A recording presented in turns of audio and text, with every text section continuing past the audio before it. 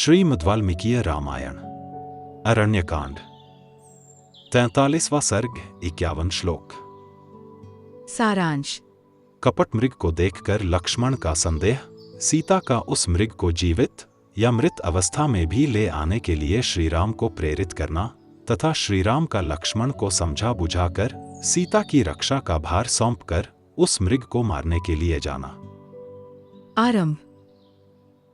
ओम श्री गणेशाय नमः। ओम श्री सीतारामचंद्राभ्याम नमः।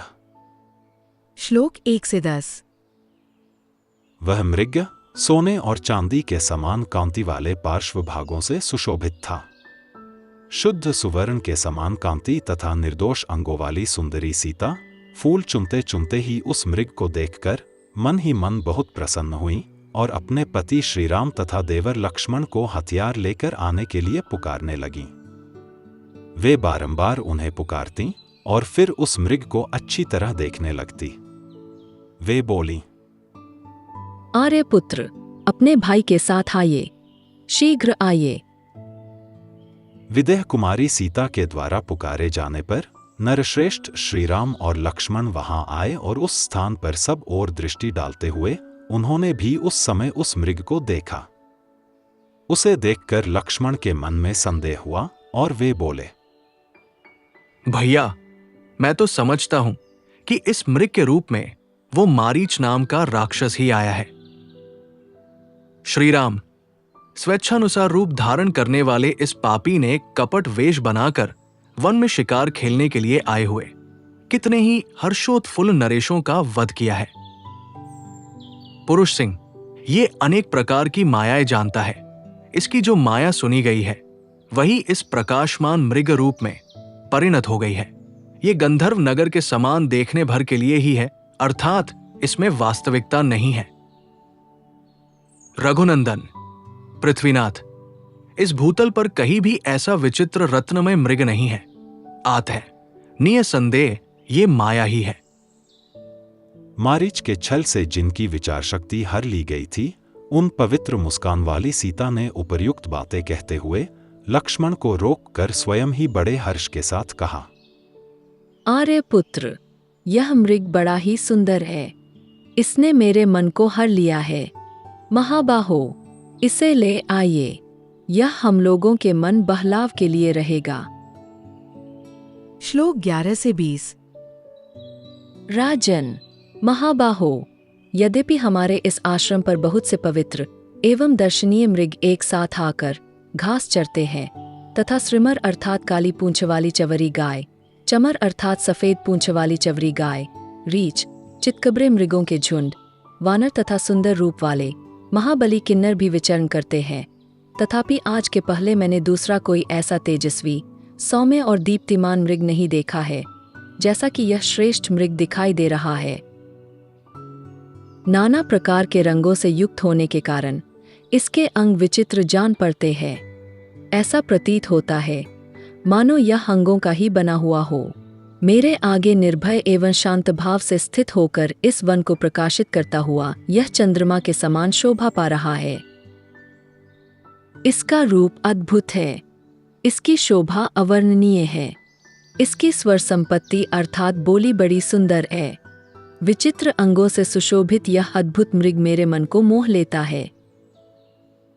यदि यह मृग जीते जी ही आपकी पकड़ में आ जाए तो एक आश्चर्य की वस्तु होगी और सबके हृदय में विस्मय उत्पन्न कर देगा।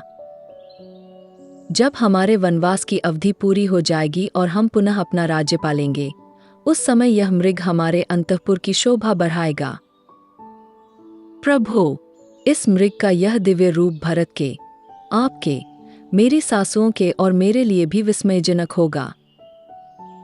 पुरुष सिंह, यदि कदाचित यह श्रेष्ठ मृग जीते जी पकड़ा न जा सके तो इसका चमड़ा ही बहुत सुंदर होगा।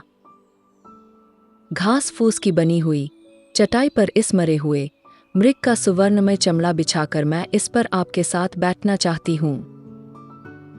श्लोक 21 से 30। यद्यपि स्वेच्छा से प्रेरित होकर अपने पति को ऐसे काम में लगाना यह भयंकर स्वेच्छाचार है और साध्वी स्त्रियों के लिए उचित नहीं माना गया है, तथापि इस जंतु के शरीर ने मेरे हृदय में विस्मय उत्पन्न कर दिया है, इसीलिए मैं इसको पकड़ लाने के लिए अनुरोध कर रही हूँ। सुनहरी रोमावली, इंद्रनील मणि के समान सिंह, उद्यकाल के सूर्य की सी कांति तथा नक्षत्र लोक की भांति बिंदु युक्त तेज से सुशोभित उस मृग को देखकर श्री रामचंद्र जी का मन भी विस्मित हो उठा। सीता की पूर्वोक्त बात को सुनकर, उस मृग के अद्भुत रूप को देखकर, उसके उस रूप पर लुभाकर और सीता से प्रेरित होकर हर्ष से भरे हुए श्री राम ने अपने भाई लक्ष्मण से कहा, लक्ष्मण, देखो तो सही, विदेह नंदिनी सीता के मन में इस मृग को पाने के लिए कितनी प्रबल इच्छा जाग उठी है। वास्तव में इसका रूप है ही बहुत सुंदर। अपने रूप की इस श्रेष्ठता के कारण ही यह मृग आज जीवित नहीं रह सकेगा। सुमित्रानंदन, देवराज इंद्र के नंदन वन में और कुबेर के चैत्ररथ वन में भी कोई ऐसा मृग नहीं होगा जो इसकी समानता कर सके। फिर पृथ्वी पर तो हो ही कहां से सकता है। टेढ़ी और सीधी रुचिर रोमावलिया इस मृग के शरीर का आश्रय ले सुनहरे बिंदुओं से चित्रित हो बड़ी शोभा पा रही हैं। देखो ना, जब यह जभाई लेता है तब इसके मुख से प्रज्वलित अग्निशिखा के समान दमकती हुई जिह्वा बाहर निकल आती है और मेघ से प्रकट हुई बिजली के समान चमकने लगती है। इसका मुख संपुट इंद्रनील मणि के बने हुए चषक पानपात्र के समान जान पड़ता है। उदर शंख और मोती के समान सफेद है। यह अवर्णनीय मृग किसके मन को नहीं लुभा लेगा। नाना प्रकार के रत्नों से विभूषित इसके सुनहरी प्रभा वाले दिव्य रूप को देखकर किसके मन में विस्मय नहीं होगा। श्लोक 31 से 40।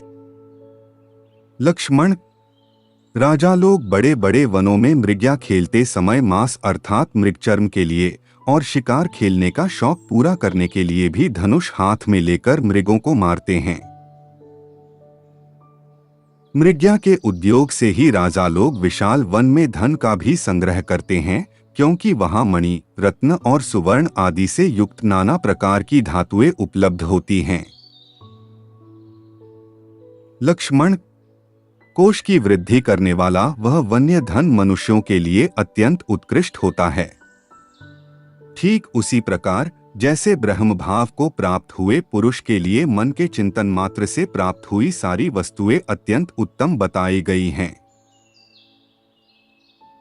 लक्ष्मण, अर्थी मनुष्य जिस अर्थ एवं प्रयोजन का संपादन करने के लिए उसके प्रति आकृष्ट हो बिना विचारे ही चल देता है, उस अत्यंत आवश्यक प्रयोजन को ही अर्थ साधन में चतुर एवं अर्थशास्त्र के ज्ञाता विद्वान अर्थ कहते हैं।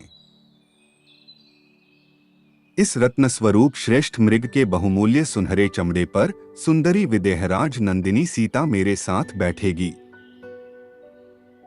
कदली अर्थात कोमल ऊंचे चितकबरे और नीलाग्र रोम वाले मृग विशेष, प्रियक अर्थात कोमल ऊंचे चिकने और घने रोम वाले मृग विशेष, प्रवेण अर्थात विशेष प्रकार के बकरे और अवि अर्थात भेड़ की त्वचा भी स्पर्श करने में इस कांचन मृग के छाल के समान कोमल एवं सुखद नहीं हो सकती, ऐसा मेरा विश्वास है।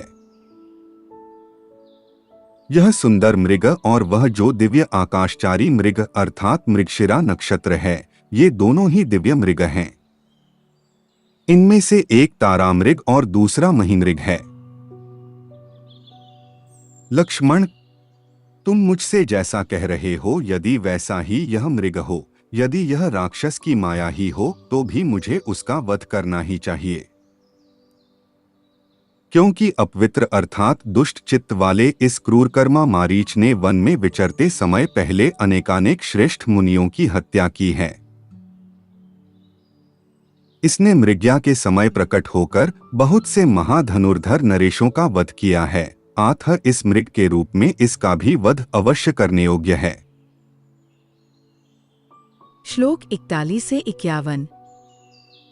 इसी वन में पहले वातापी नामक राक्षस रहता था, जो तपस्वी महात्माओं का तिरस्कार करके कपट पूर्ण उपाय से उनके पेट में पहुंच जाता और जैसे खच्चरी को अपने ही गर्भ का बच्चा नष्ट कर देता है, उसी प्रकार उन ब्रह्मर्षियों को नष्ट कर देता था।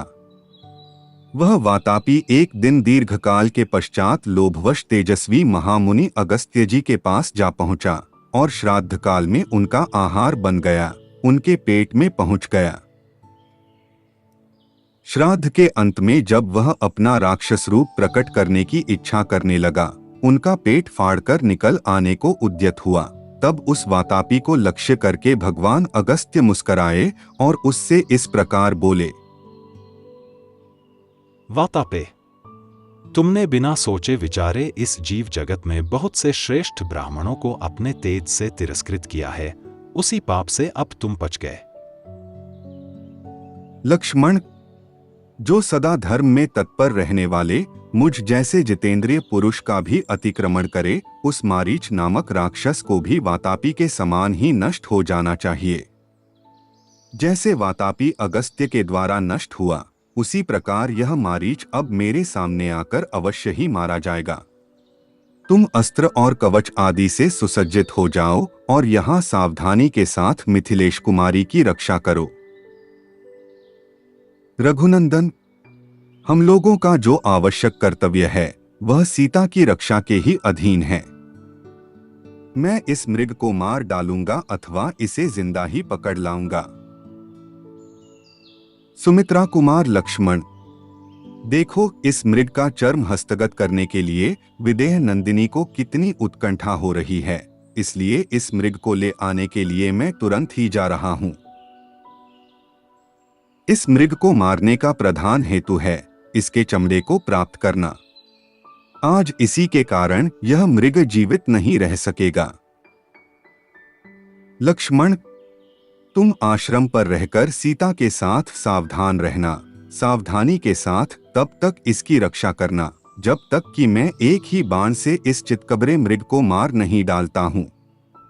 मारने के पश्चात इसका चमड़ा लेकर मैं शीघ्र लौट आऊंगा। लक्ष्मण, बुद्धिमान पक्षी गृध्रराज जटायु बड़े ही बलवान और सामर्थ्यशाली हैं। उनके साथ ही यहां सदा सावधान रहना। मिथिलेश कुमारी सीता को अपने संरक्षण में लेकर प्रतिक्षण सब दिशाओं में रहने वाले राक्षसों की ओर से चौकन्ने रहना। इस प्रकार श्री वाल्मीकि निर्मित आर्ष रामायण आदि काव्य के अरण्यकांड में 43वां सर्ग पूरा हुआ। Presented by Dr. T.K. Bansal, a blind scientist. Please like and share this video, and don't forget to subscribe my channel. Jai Shri Ram.